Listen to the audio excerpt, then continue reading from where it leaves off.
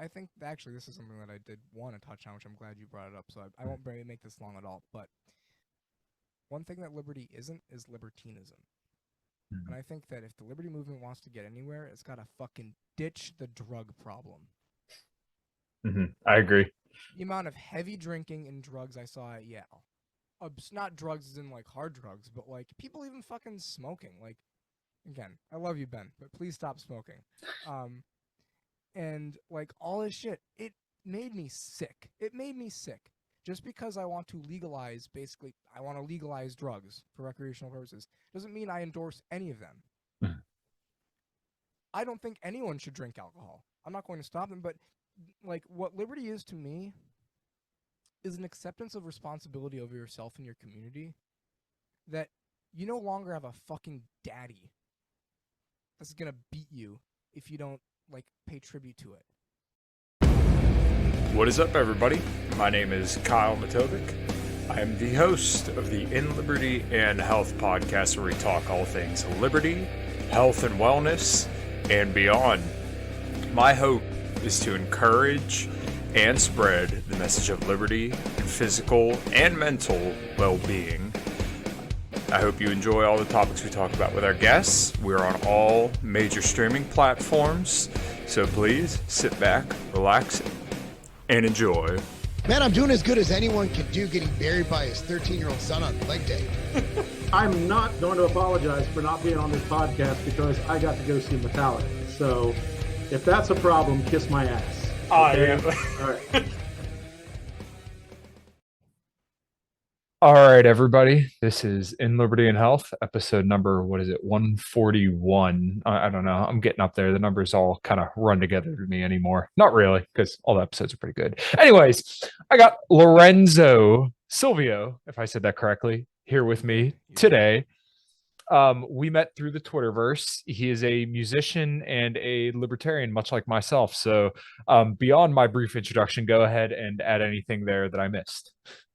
Yeah, we met through David Brady, kind of. I mean, I followed you and like that type of stuff, but David was the one that suggested that I come on here, which was great. He's a great guy. But yeah, I'm a musician first, libertarian second. I can get a little wild on Twitter, but at the end of the day, I just want to make people happy. Yeah, no, that's kind of the Larry Sharp approach. And, for everybody who's been listening to the podcast for a while knows that I have nothing but the utmost respect and love for Larry Sharp. I oftentimes call him one of the greatest living libertarians out there. I'm going to vote for him. Oh, yeah, that's right. You are in New York. Yeah, if you want to start there, that's a good spot. If you want to start with living in the hellscape of New York. Yeah, okay. So, well, how old are you? I don't think I know how old you are. I'm guessing you're younger than me, but I could be mistaken. I'm going to let you guess first. I'm going to go with 19. 18. Okay. All right. So you were, holy shit, I can't imagine being 16 years old in 2020. And this is always, people might even fuck with me because I always kind of start with this. But okay, you know what? Let's start with, you were born and raised in New York?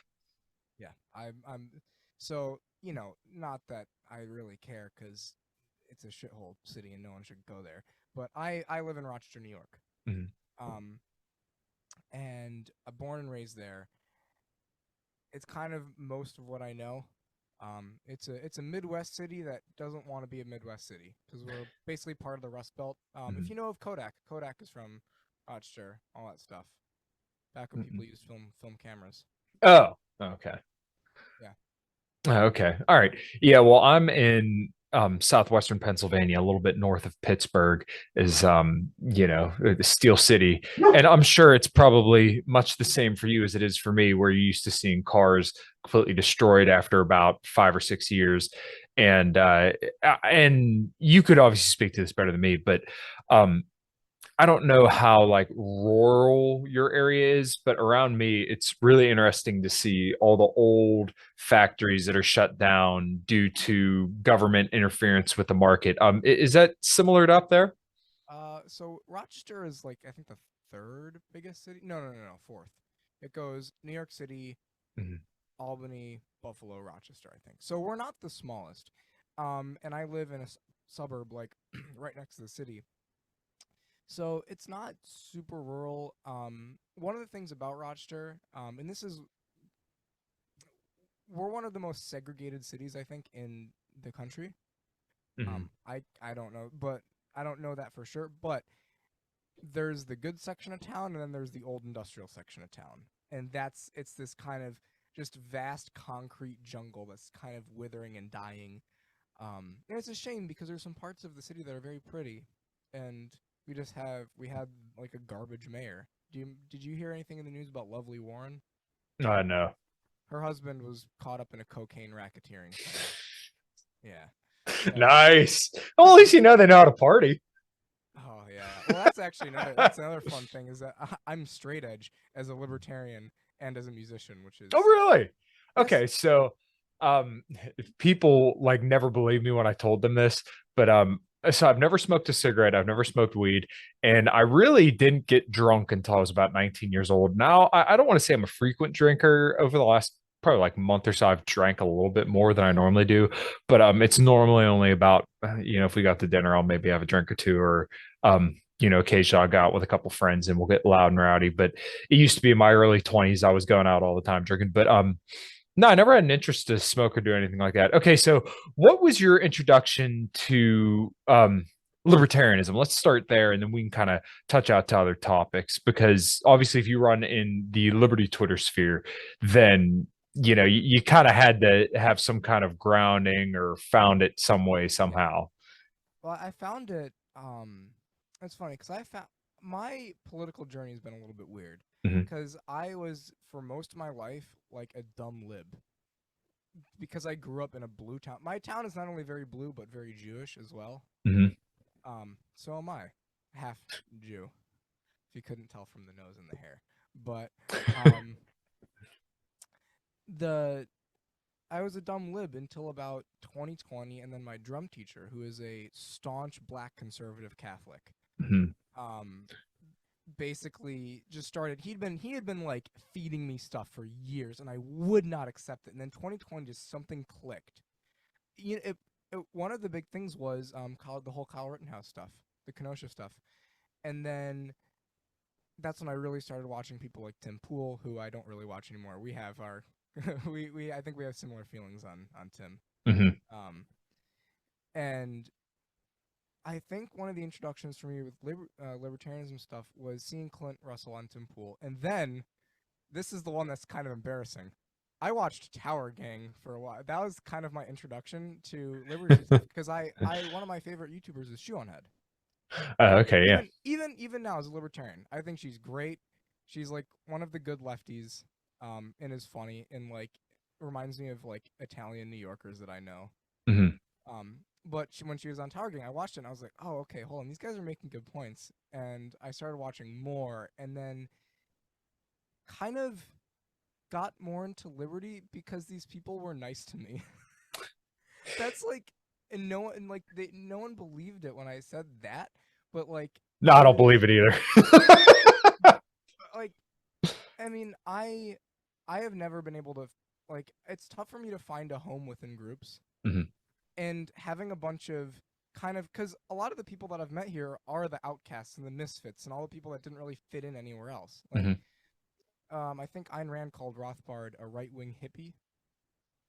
I think I heard Dave Smith say that one time, Yeah. and it was like, yeah, that's a lot of us, and these like people accepted me for who I was in a way that I wasn't able to be around in my very blue town and my very blue thing. And I was starting to realize, no, because I was kind of like a Steve Bannon populist around the time when my drum teacher was feeding me Oh all this God, stuff. don't get me started on Steve Bannon. Believe me, anyway, sorry. Let's just preemptively agree to disagree on that, because I think we'll have definitely some debates on Steve. But I ended up being, I was like, no, the government is not going to help anything. If anything, it's going to make things worse. And I would much rather provide for myself and my community from my own pocket than have the government suck my tit until it's chapped. Mhm. Right. And, and a combination of me kind of realizing the destructive nature in the state, and also meeting people like David, and meeting people, later on as I've gotten back on Twitter, talking to people like you, it's just kind of cemented the thing of like, these people kind of get me. And maybe that's a selfish thing, and maybe that's I will fully admit to I have not read enough theory at this point. I'm a dumb drummer. I don't like. Listen, so I started playing guitar probably when I was probably about 12 years old. So I've been playing for probably about 16 years now, and I don't know chords still, and I never bother. I couldn't tell you all the notes up and down the fretboard. If you like gave me a couple minutes, I could probably figure it out. Like my bass player will occasionally say like, "Oh, what's that F?" And I have to E sharp F. Okay, I get there eventually. I've read like absolutely no libertarian theory. I've listened to a bunch of podcasts with Pete Quinones and like Taylor Shiring when they go over the readings of Hop. And I mean, I always enjoy listening to theory stuff. I think I listened to Man, Economy, and State, but I don't like Quinones. That's a separate thing, and I'm not going to get into it.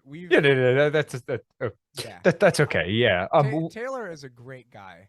Yeah. Well, you know what's funny is him and I actually went to high school together. We've known each other for quite a while. Yep. We both went to the same high school.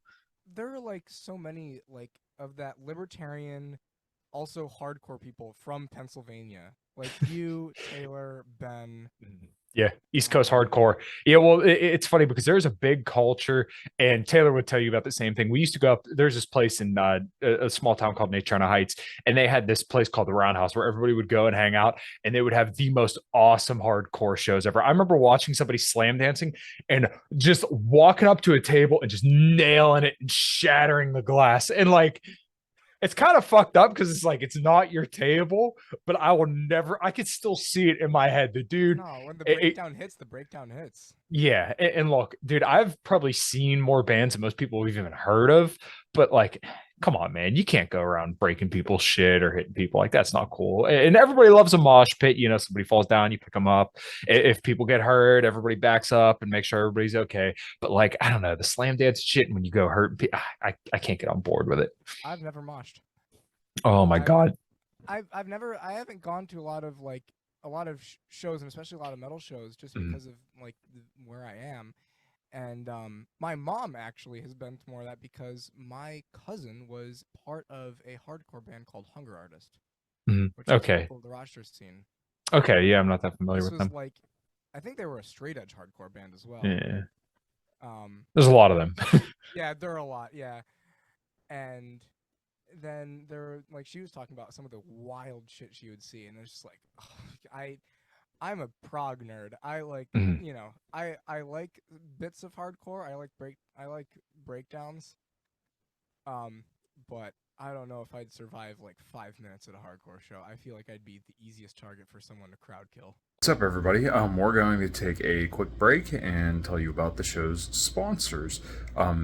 We are brought to you by LMNT electrolytes. I've been using this stuff for years, and what I've honestly found is that if I didn't have electrolytes before some kind of cardio, and sometimes even before workouts, that my workout performance, or definitely cardio performance, would suffer greatly. Sodium is responsible for every single movement pretty much in your entire body, and let's say you drink a lot of caffeine like I like to do, then maybe it is a good idea, like I do every single morning, put some LMNT chocolate electrolytes there in your coffee to get a little bit more sodium, potassium, and magnesium in your coffee, so that way whatever diuretic effect you get from the caffeine is pretty much diluted by the fact that you put chocolate salt in it. Also, it tastes really, really good. Get some chocolate cream or hazelnut cream or even coconut, and mix that all up. It tastes really, really good. So yeah, make sure you drop by, go to drinklmnt.com/inlibertyandhealth and pick you up some electrolytes today. All right, guys, thanks. No, you just gotta kind of stay away from that stuff. I remember my first concert was Gwar, Lamb of God, Job for a Cowboy, when I was 15 years old. Dude, I remember towards the end of Gwar's set, they had this giant robot up on stage, and you got to remember, 15-year-old kid, I had real long hair. And I remember watching their singer Odorous take this sword and jam it into this robot's chest. And it had a window there, and the window like popped off and babies started falling out. It was the funniest shit in the world. And there was like this mutant thing. And Odorous saying, I don't know what I got to do here, but I know I have to stab that baby in the pussy fuckhole. And he grabs his sword, fucking stabs it right in the fucking mutant. It starts spraying blood everywhere. Dude, if you could ever go see Guar, and it's not the same without Odorous, their original singer, but it's still like a show that you have to understand what you're getting yourself into before you go. But it's so worth it. I think I've seen them 5 or 6 times, but it's always a blast. My first concert was Santana when I was in 5th grade. Oh man, I'd like to get put to sleep. I'm sure it was good, but it was okay. It was at a casino. Mhm. And I was a 10-year-old or an 11-year-old in a casino, so I had to have all like that, a special pass and all that stuff to get to the casino floor. Yeah. It smelled like cigarettes and then like really shitty fragrance to overpower the smell of cigarettes. Yeah. And I watched Santana. It was fine, but then I think that next year I saw The Who and Rush. Oh, well, that's pretty cool. I fucking hate Rush, but yeah. Oh no, we could disagree on Steve Bannon, but you're okay. Look, I look at Rush the same way I look at Led Zeppelin and Slayer, and I hate those two bands too. I appreciate what they did for music, but I just do not like the music they make at all. That's understandable when it comes to Slayer. I like Led Zeppelin partially because I think John Bonham is one of the best rock drummers to ever walk this planet. Mm-hmm. But Rush, like, if you scroll through like 5 minutes of my Twitter, you will find me talking about Rush most of the time. Yeah, I think so.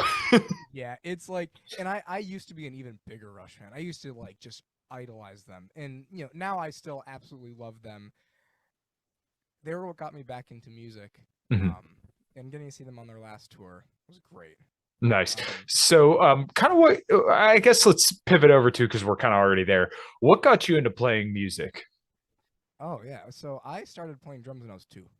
Oh, geez. Okay. Yeah, like there's videos of me like banging on pots and pans, and because my stepdad, both my dad and my stepdad are chefs, and playing in my stepdad's kitchen, like at his work, playing on buckets and pots and pans, and then I got this little dinky like Ludwig kit, which I still have bits of it, but I've turned it into other stuff. Mm-hmm. If you look up Lorenzo Silvio plays the drums, I think on YouTube, you can find a video of me at age 3 playing the drum set, and you should link that in the description. Yeah, no, I can probably do that. We, go ahead. So, send you the link. yeah, that's good. So you were a little kid just banging on pots and pans. I was, like I said, I've been playing guitar since I was about 12 years old. So I was already not like a teenager, but I was a kid, kind of just grabbing a pick and just trying to strum as fast as I could because I was such a heavy music fan. Were there any bands that you felt like had a significant impact on the way you wanted to play music, or kind of that really inspired you? Yes. So when I was really little, I used to know a lot of jazz stuff. Because my mom, I'm not really at that stage anymore, but my mom, my grandpa would just put on jazz all the time and be like, that's, Art Blakey, that's Miles Davis. And apparently, according to my mom, I knew all that stuff, and then I promptly forgot it. And the first band that I ever got into by myself was The Who. Okay. And then it was Led Zeppelin, and then I kind of stopped thinking about music for a while, but it was Rush is one of the biggest ones. For the way like I got back into music, and now I try to kind of steer away from like playing like Neil Peart, because while I have a lot of appreciation for him, he's very stiff when he drums.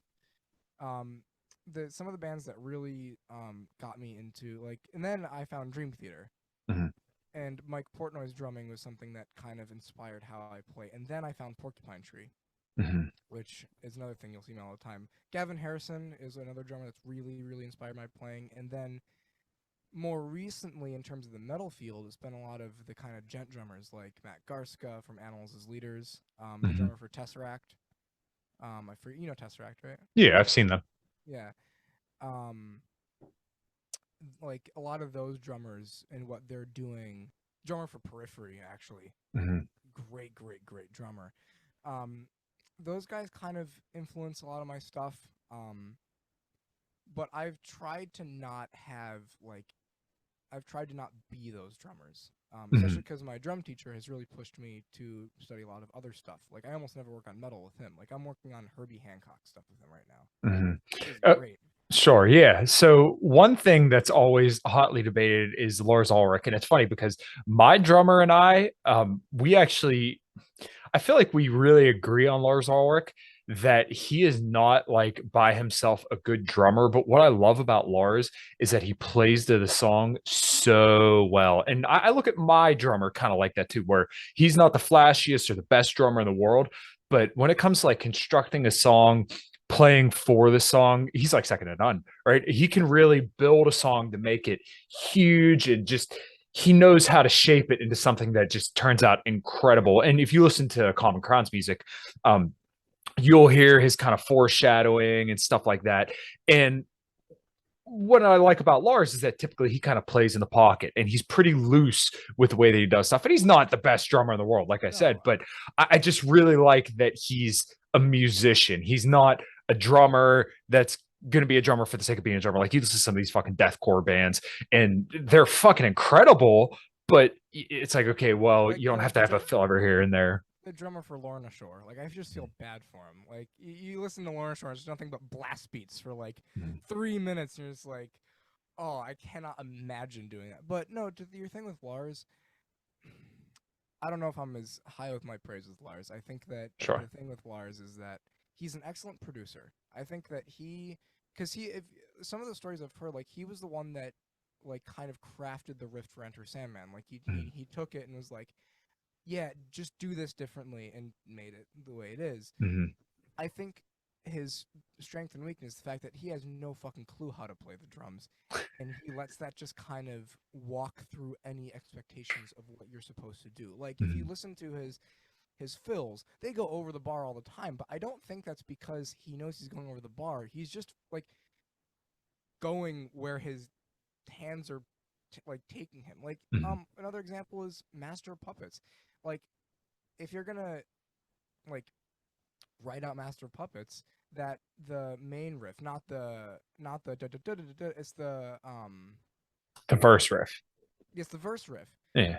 It's in like the second parts should be in some very weird time signature, but it's probably just how Lars felt it. And I think that he is Metallica's strength and weakness. I think that Metallica's weakest musician is Kirk Hammett, to be completely honest. I think he's incredibly sloppy, especially nowadays. I used to like Metallica a bit. I don't really listen to them that much. My favorite Metallica song is One.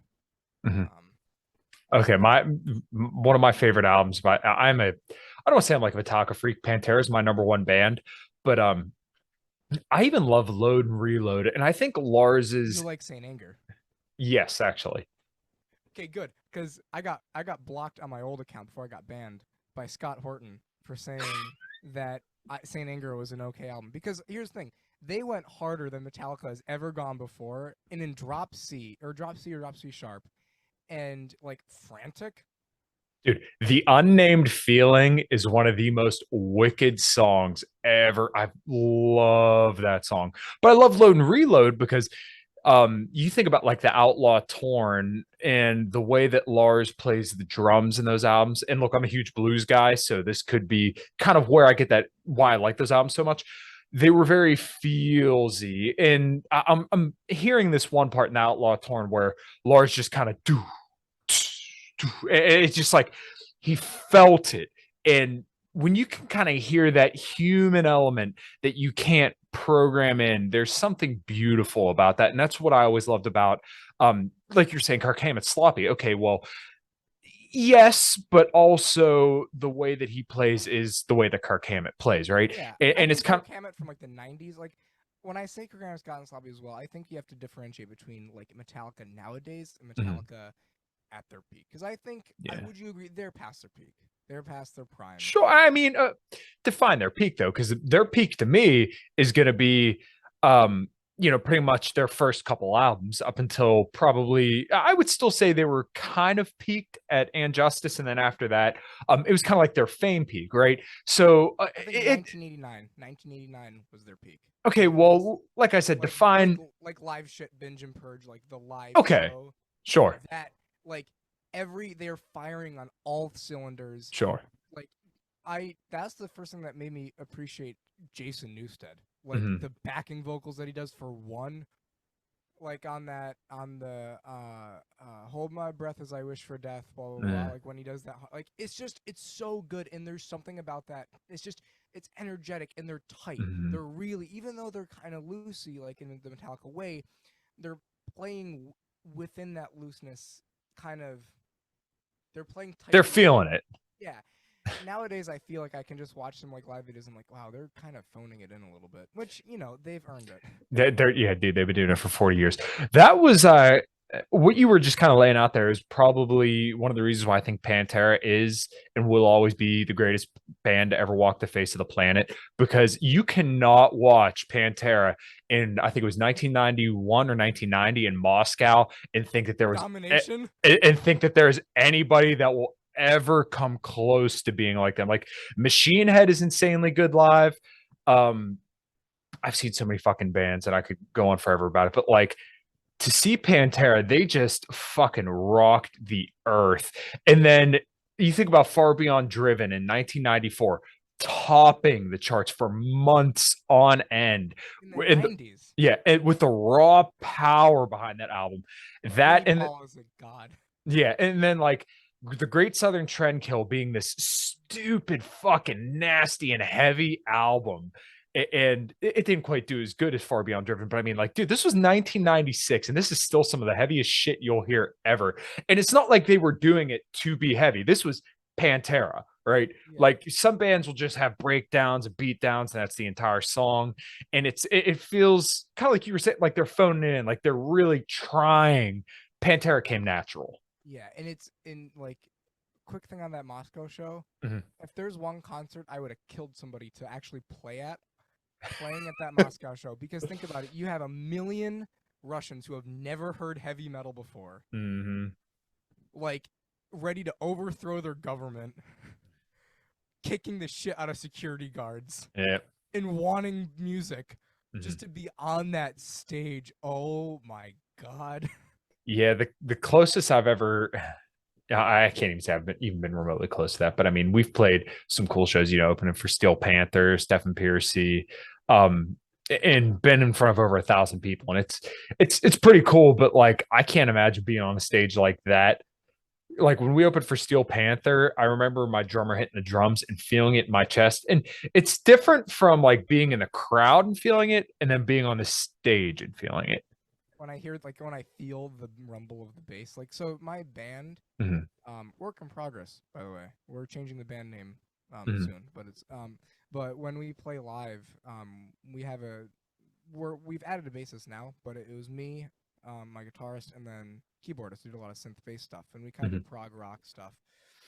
And feeling the bass, it's the best feeling, and just having the punch of it, it's so great. And playing live, like almost transitioning that back into talking about Liberty for a sec.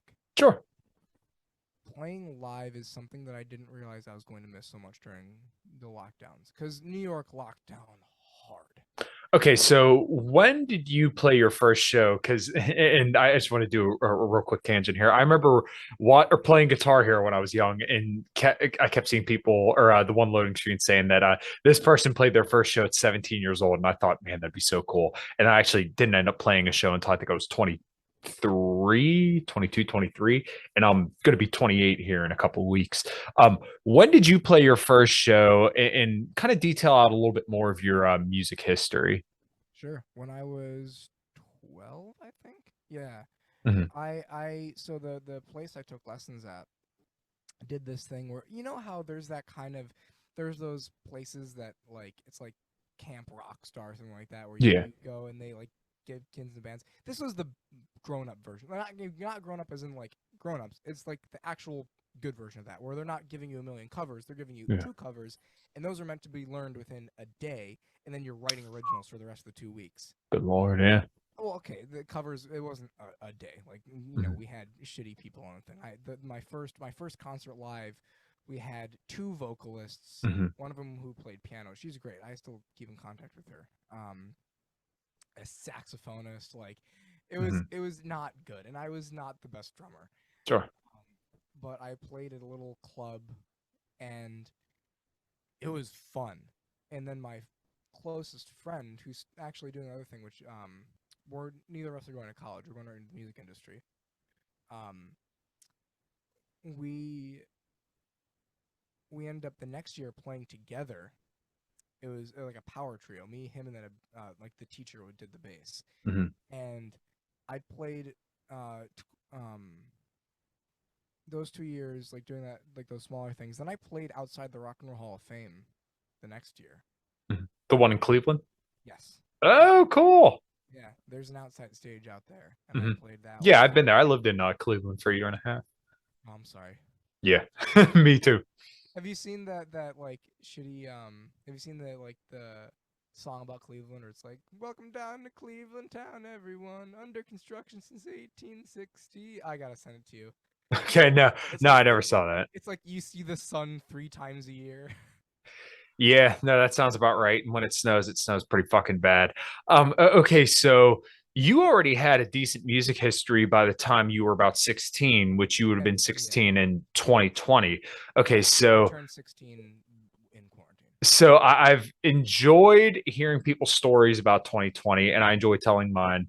I remember we did our CD release show in February of 2020. So we just released our 4-song EP, and the show was packed, right? And then we played another show, and it was packed. It was in this bar that isn't very wide, but it's super long, and wall to wall, front to back, it was just fucking tons of people there. So, and things were looking up. We had shows booked all over this side of the country, and then March 13th. I remember because I was in school. Yeah. Okay.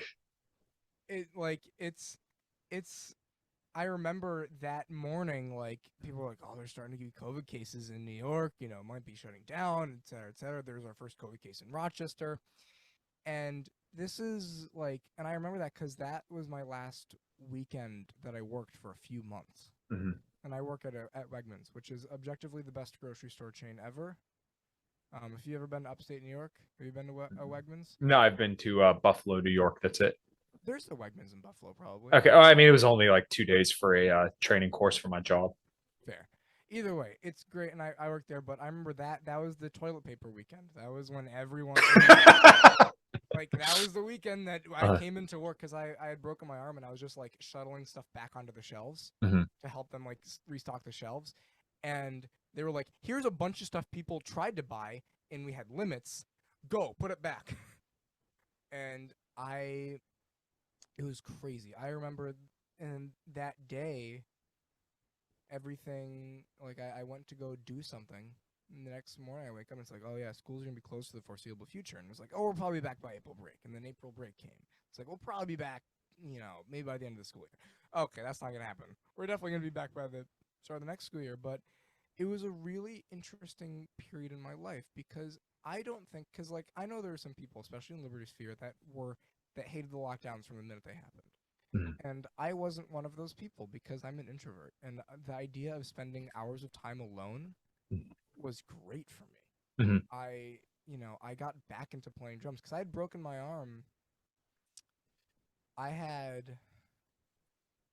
Actually, funny little thing as well. I had gotten my cast off the week before everything shut down. And then I had gotten my braces off the day everything was supposed to, St. Patrick's Day, which was like basically the kind of deadline of the doctor's taking off your braces. Oh yeah, this is looking kind of bad. I don't know how it's going to be, but all right, your braces are gone. Hey, I'll see you for your checkup in a couple weeks, and then did you know your life was going to change?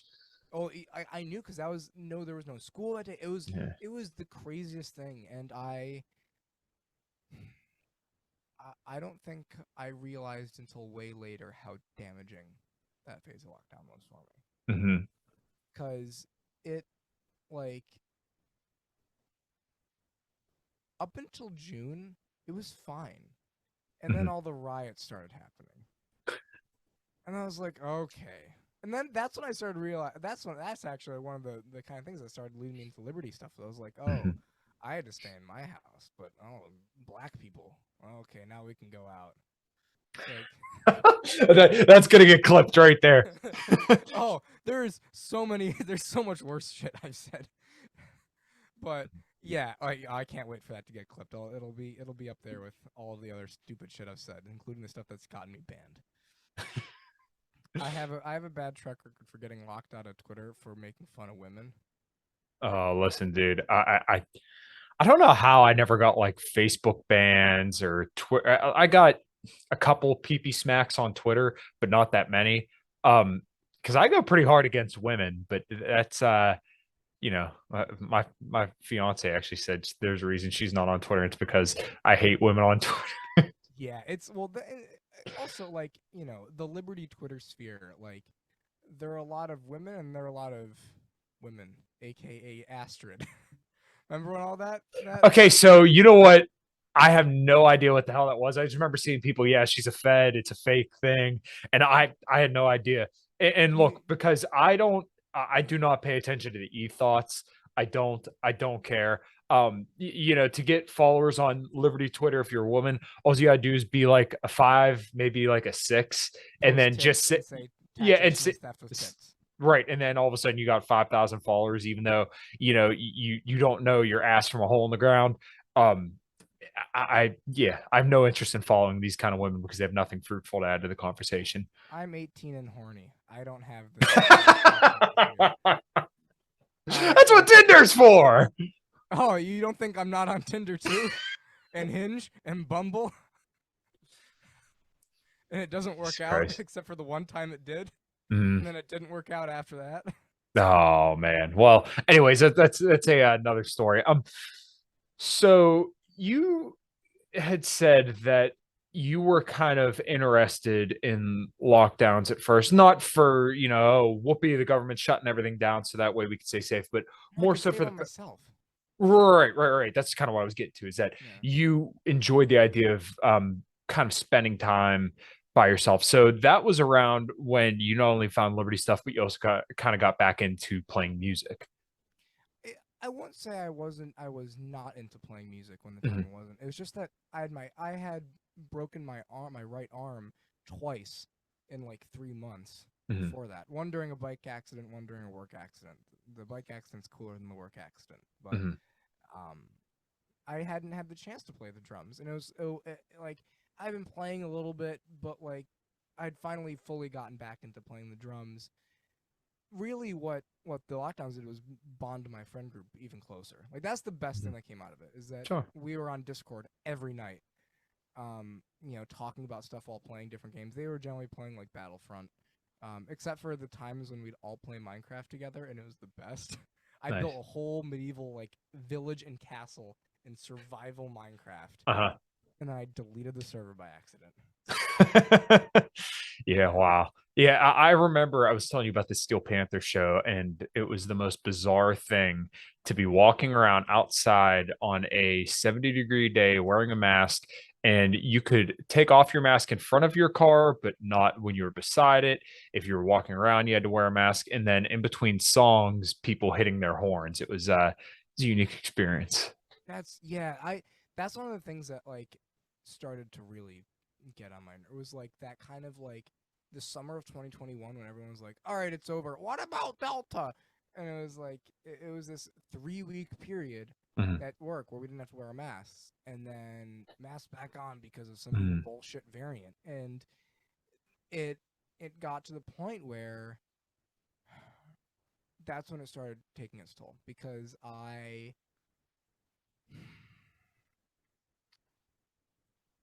as I've alluded, I'm chronically single. And it was right around like it was like mid 2021 when I was just like, God, I hate being single, and I can't go out because New York basically didn't let up until like late 2021, like February break this February break for me, back when I was in my senior year of high school, that's when it finally, everything kind of lifted up. Mask mandates lifted up, and there were still people that wore masks in school. In my school, I was considered a far right extremist for thinking, hey, we shouldn't chop off genitals of like little children, and hey, maybe the government isn't a good force for good. They're like, wow, look at this Nazi over here. So that was my type of school. So I was like one of the first people without a mask, and then everyone else kind of dropped it by the end of the year. But lockdowns and COVID made me realize how fucked up the world is, and how fucked up people are, and how stupid people are, and like I'm tremendously black-pilled. When it comes to the world, like, I see no hope. And that's when I get into huge art. Maybe this is like kind of an ironic thing, because me and Pete Quinones would probably agree on some of this, is that all the fucking theory reading libertarians out there, it's like, this is never going to happen. It's never going to happen. If there's one thing I learned during COVID, it's that it's not going to happen.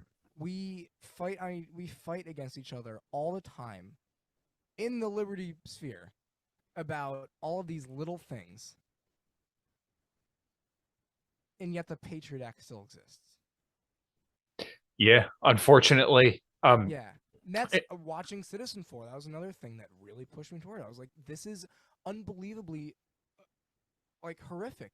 And I see people getting into massive quote tweet arguments about, like, I'm trying to remember. There's always like the drag queen stuff that pops up that I just ignore.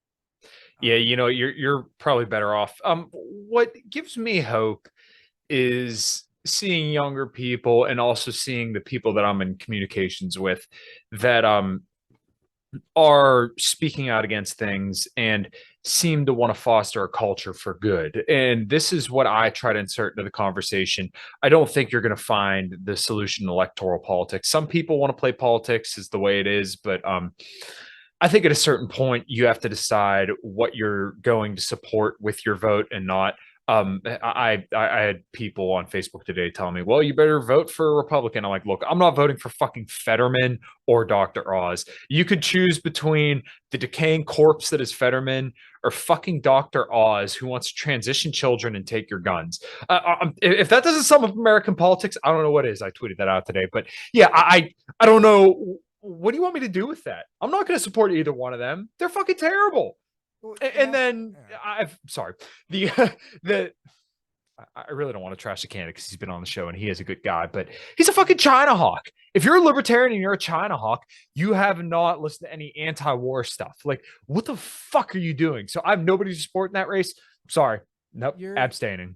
You're definitely one of the more avid, like, people that go after China hawks. Yes. Because you go harder than like anyone say for like the anti-war lefties who are like Fiorella Isabel, and like some of those people. Oh, actually no, I think Kim Iverson also takes a shot at a lot of the China hawks as well. Sometimes she's okay. Okay, if she has, I haven't seen it because she's now starting to say, oh, I'm going to vote Republican all up and down the ticket. It's like, all right. Yeah. Same thing with. One of her things was like the whole like going against the whole Uyghur genocide thing. Wow. Yeah, no, she got a lot of shit for that because I think there's a new trend, and I think it's the next kind of thing to look out for in a bad way of I left the left type people. Oh my God, dude, that's been a thing forever. Dave Rubin, Tim Pool, all these guys say, oh look, and I'm a lefty. Okay, but you would take fucking Trump's dick and balls down your fucking throat if you had the fucking chance. I'm a lefty, but I just happen to agree with everything that the fucking MAGA right wants. And that's fine. Just don't call yourself the leftist anymore because you're no longer, and that's okay. But you don't get to have both, right? You don't get to say, I'm a lefty, but I support Trump. No, because at a certain point, you are that. And that's fine. But once again, they want to be able to play both sides. I think there is an aspect to the like Bernie for Trump kind of, maybe calling him a MAGA leftist is weird, but like there are people that are like, I don't agree with him on a lot of things. And I am a straight, like I remember someone making that argument a while back. But no, Tim Pool is nothing but a fucking neocon at this point. And Mhm. it's a real shame because he was the one that got me into a lot of politics stuff, introduced me to a lot of interesting people. You know, and it's interesting because a lot of them are bracing the neocon right, and I'm worried. Like someone like James Lindsay. I followed James Lindsay for a while, and I still think he is an absolute genius when it comes to a lot of things. Oh yeah. Like I think, especially because he was calling out the universities years before, like the modern right kind of called them out, Mhm. but now he's kind of just been taken in by the kind of not the establishment right. There's like the establishment right, there's the MAGA right, and then there's like someone like there's like the Blake Masters type. Like, you know what I mean? There's kind of like that in between establishment and like proper actual like MAGA, like America First, right? That a lot of these people kind of funnel into, and that's where Tulsi is going to find herself into. I when I saw Tulsi speak at Yale, so I went to Yale. Mhm. Ben Heckman, shout out to Ben, got me into Revolution 22, even though I'm not a member of Yale, and I got to see all these people speak. And seeing Tulsi speak, I was like, okay, all right, you're making some claims, but I've heard you shift your stance on everything else.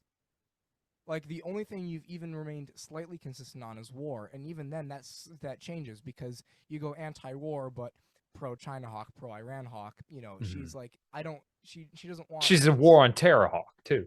That's what she's bad on, is the war on terror. Now she's good on regime change, but that's great it. on regime change, and Yeah. in like watching her debate with Kamala in the primaries is something that I'll go back and That watch. is, yeah, that there's like an odd satisfaction. It's like that and Rand Paul laying into Fauci are like the two greatest things in the world. Oh, there's I mean, I'll watch old Trump Hillary debates just to watch Trump. Oh yeah. I think Trump should have been a stand-up comic. I think he would have been an excellent stand-up comic because I watch him and I cannot stop. He has good laughing. impulses.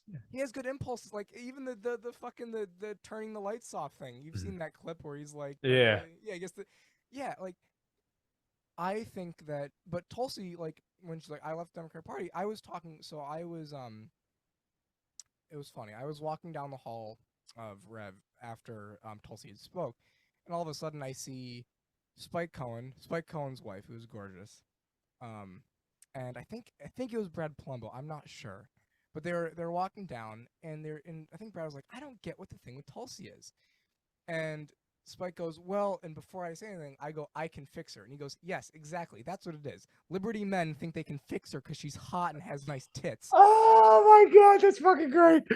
And they don't realize, no, she's not going to be fixed. She's marginally better as a politician than most of the other people. That's such a low bar. Same thing with someone like Justin Amash. Yeah. Justin Amash has been better than 90% of American politicians in the past 10 years. And that's such a low bar that it means he sucks in a lot of other regards.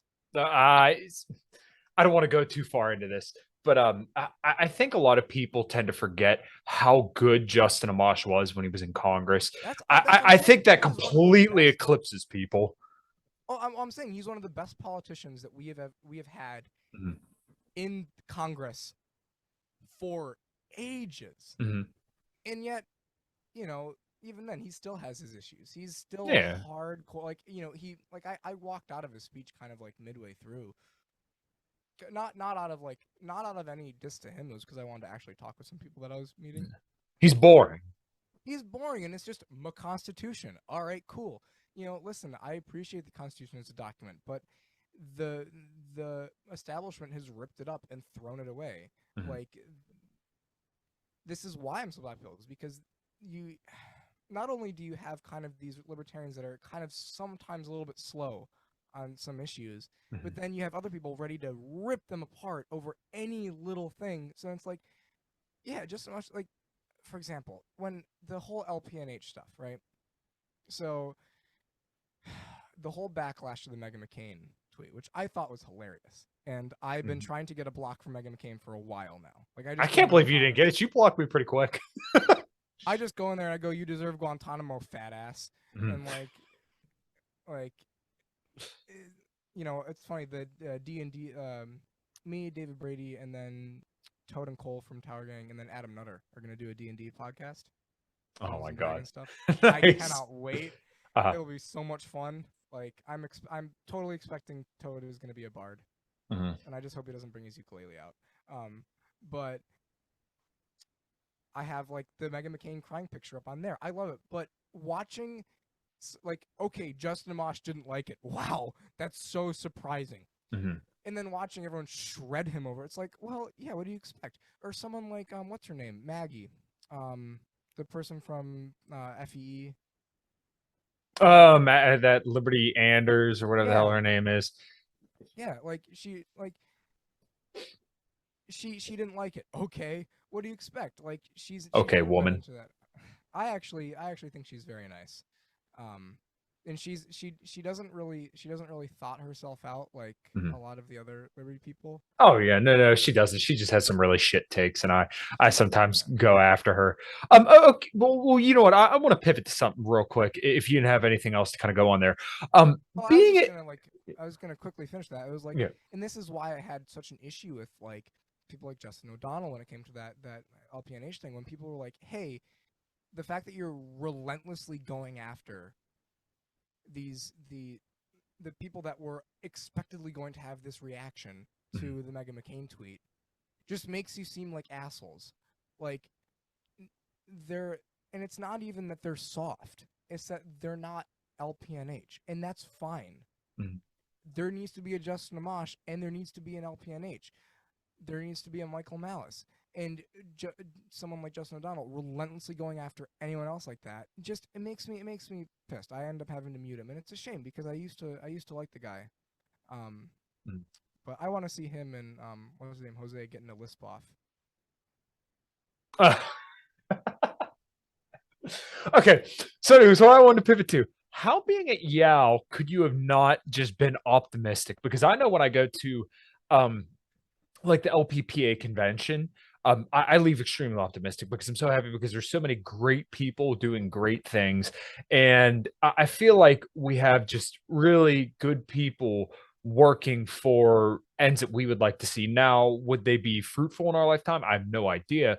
But just being around that environment makes me very hopeful because it could be because I'm extroverted, but I just am very hopeful when I see other like-minded people that kind of rally around a certain culture.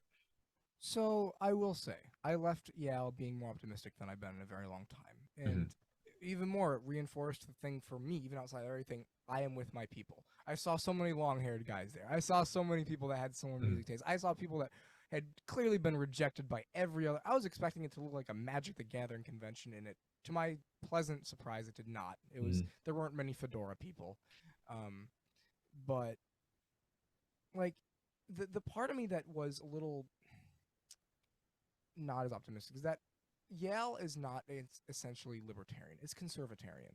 It's you know, it's much more like, and that's not a bad thing. That's not a bad thing by any means. I think that any step towards liberty is a step that's worth taking. If a conservatarian comes into power and is like, I still want the state here and here and here, but I'm going to get rid of the Patriot Act, that's fine for me. Incremental steps. I think people that want this radical stuff have no idea how politics works and actually don't want to see the liberty, like change for liberty, happen. It's not going to happen all at once. It's going to be rolling back things here. It's going to be rolling back things there. And right now, I just want to take what I can get because I live in a shithole. But I think there's a lot of Yale people that are sheep in the same way that your typical political person is. I don't like, there were free thinkers, but there were also a lot of people that like, "End the Fed" got chanted so many times. And at a certain point, I was like, how many of these people know what the Fed is? How many people know how it works? How many people actually believe this? They're shouting it because it's great and they want to hear it themselves shout it with all this stuff. And I think a lot of Yale libertarians are decorum libertarians. They're all like poli-sci major. A lot of them are poli-sci majors. A lot of them are very like, they were like model UN kids from high school, if you remember that. Uptight, neurotic. Okay. Needs to get laid. Like, yeah, well, you know what? And this is why I do this podcast, why I try to have all sorts of different voices on, because I want to grow the culture of liberty, because I believe that's going to be the only way forward. Culture is the only way. Right. I believe in having happy, healthy warriors who can articulate their positions and have more interesting things to offer outside of just the fact that they're a libertarian. Because if we're being honest, nobody really cares about libertarians, right? Nobody cares what libertarians think. They care about what people can do for them and what this person means to them in relevance to their life. So I hope, They can make them laugh. That's another thing as well. I think that and this is why there's time and place for that for different people. Yeah. there is, but I think that there is just being nice to people and actually like being amusing is a great way to get people. For example, I got in. I told you I found a lot of the super hardcore liberty people through fucking Tower Gang, which jokes about dicks and cum and like all this stupid shit, and then they start talking about stuff. You're not going to get it by like reading boring theory, you know. And you know, this is something that's like, true for all sorts of political persuasions. You know, apparently before, as much as I fucking hate him, before Vosh and before all the other kind of like big leftist streamers came on, leftist YouTube was a bunch of talking like video essayists that would do these really long, boring things. And the liberty movement still has that to a degree. What's going on, guys? We're going to take a quick break from the show to tell you about the show sponsors and the way that you can support me and this podcast. I'm sponsored by Axe and Sledge. Won't really focus in here, but right here in my hand, I have their The Grind, which is essential amino acids and hydration. Feel free to check it out.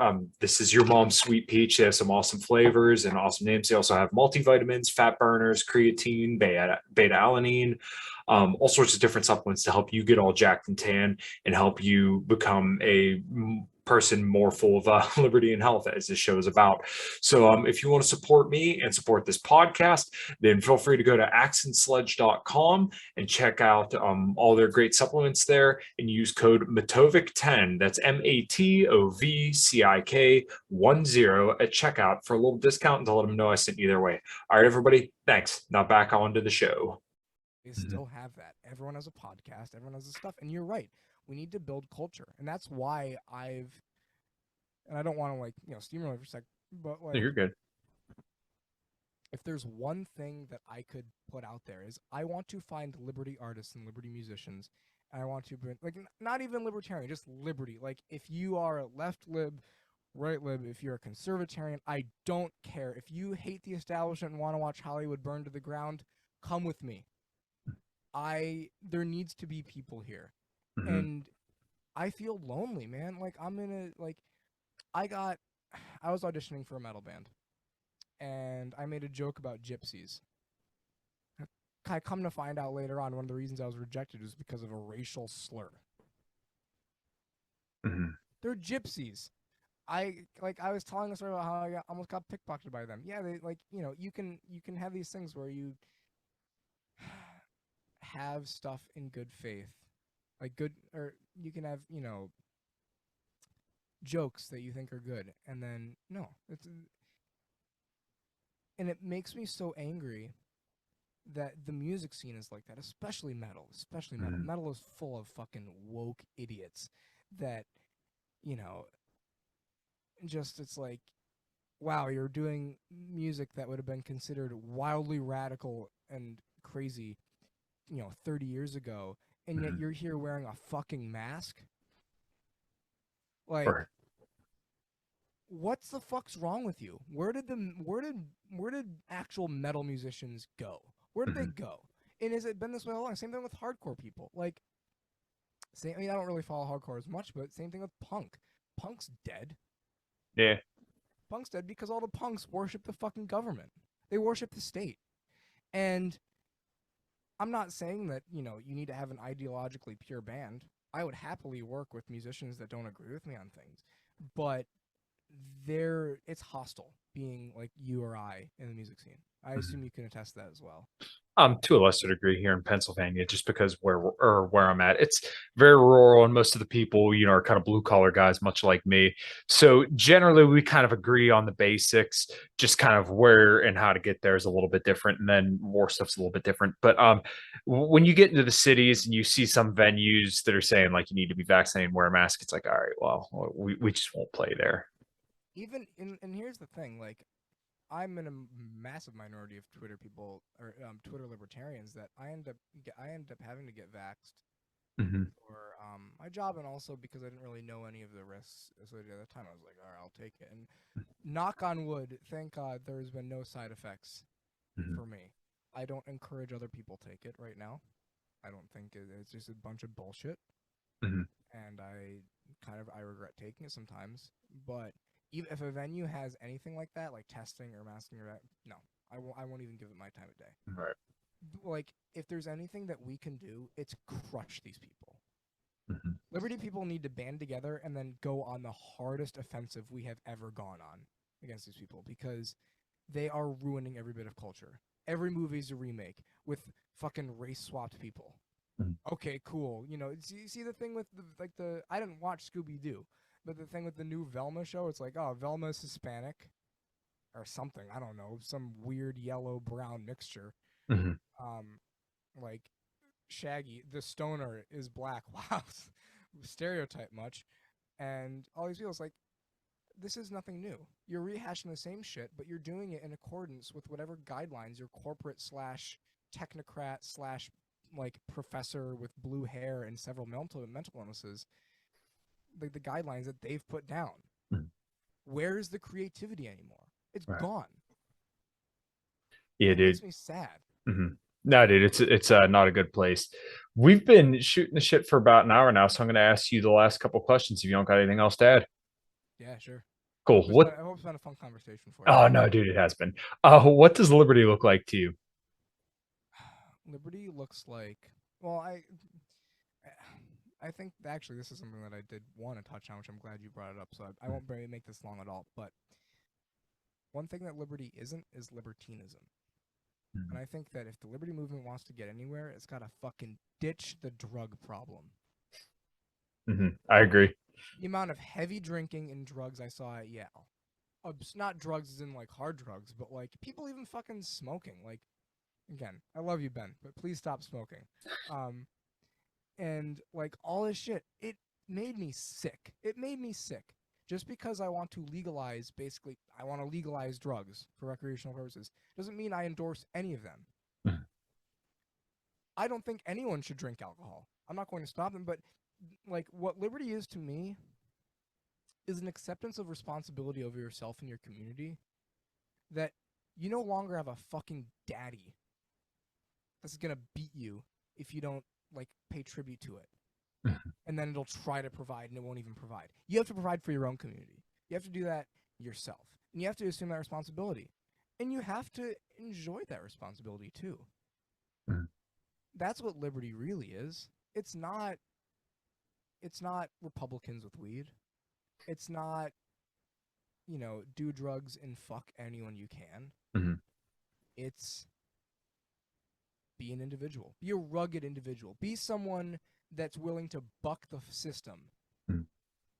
Nice. Yeah, I really, really like that answer, actually, and I'm kind of glad you laid that out. What does health look like to you? Not how I eat. No, I'm kidding. I've been eating better. Health to me,